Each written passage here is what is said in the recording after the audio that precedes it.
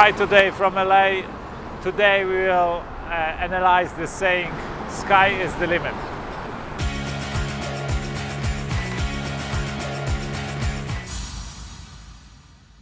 Hi again, I am here in the Rocket Road in LA, in front of headquarters of SpaceX. Behind me you can see also the rocket Falcon 9, which is the largest rocket that is produced in this compound behind me.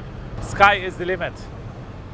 I once had a friend who was a very pessimistic person, and he always treated me with saying, you know, this won't happen, this will never happen, it won't work, it's impossible, it doesn't make sense to work on that, it doesn't make sense to spend time on that, because it just won't happen, right? And I remember some time ago I was interviewing Tim Draper in San Mateo in California, and Tim Draper is one of the most legendary VC investors in Silicon Valley. So he was the first investor in, for example, in Baidu, in Skype, and in some other companies. And he is also instrumental for the success of Tesla, of SpaceX, and of SolarCity, of let's say Elon Musk's companies, because he was one of the first investors in all these companies. So he helped in the success of Elon Musk, and he told me some stories about being pessimistic and being optimistic. And he told me to realize that pessimists don't achieve anything, actually. In the history of the world, everything that was invented, every progress that was made in the history of the world, it was made by optimists. Because pessimists are those who will tell you why something won't work, and they don't do anything to make it work. They don't take effort because they just don't believe in the success of this or other undertaking. And the optimists, they take action, and they believe they can succeed, and these are the ones that from time to time, not always, but from time to time, they succeed, and they show the pessimists that indeed it is possible. And Elon Musk was somebody who was ridiculed at school when he was dreaming about going to Mars, about space travel, and because you know, his co-students were saying it won't never happen. Come on, you will never go to Mars. How would you do that, right? And at that time, you need to realize also that NASA, the American space company, they haven't achieved any breakthrough for the last 30 years since going to Moon, like manned mission to Moon. These missions, they were actually the last milestone in the highest achievement of NASA. Since then, nothing really revolutionary, spectacular has been achieved. Indeed, even there was a negative development. Instead of like going more to Moon, maybe establishing a colony there or something. Now these missions were actually abandoned, and only some satellites were put in the orbit, maybe some robotic missions to Mars. But as far as space travel is concerned, no progress was made, and indeed these missions became even more expensive, and the budgets for these missions were cut down. So there was a very negative development, and space missions for man, like space travel, were actually reduced to almost zero. And in that environment, Elon Musk was growing up and was hoping, nevertheless, for space travel. And as nothing happened, he realized that actually the cost component is the major inhibitor for space travel. And until then, all the rockets, when you see a rocket like that, right? Okay, this is the main body of the rocket. On top of that, when the rocket is launched, they put a payload, which is the, let's say, the real spaceship that then travels into space. And all the rest of that, the body, it's just the engine and the fuel tanks.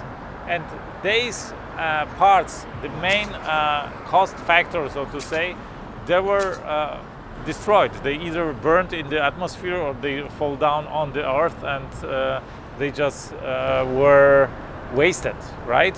And imagine, in comparison to that, if you take a plane and it is just one-way usage, right? It was like one-way usage. It was used just once before Elon Musk. So now imagine you take a plane and you go to, I don't know, to Hawaii, right? And once you arrive there, the plane is just wrecked. It's just one way. It's destroyed, right? How expensive would be the tickets for that plane? And the same is with space travel, right? Or spaceships. If you make this part reusable, you will considerably, you will hugely reduce the cost of space travel, of launching rockets or using rockets.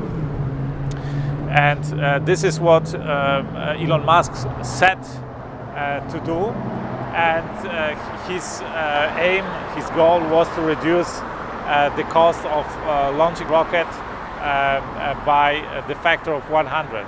So from, let's say, it costed 100 million. I don't know the exact numbers, but let's say it costed before 100 million to launch a rocket, to bring a payload into the space. He wants to reduce it to just 1 million. Generally, to reduce it to the cost of the fuel, because all the other components, they should be reusable. And of course, he had many failures in that. And of course, there was a lot of obstacles. This company, SpaceX, was close to bankruptcy several times. He had several failed launches and of course also landings, because how is he gonna reuse that?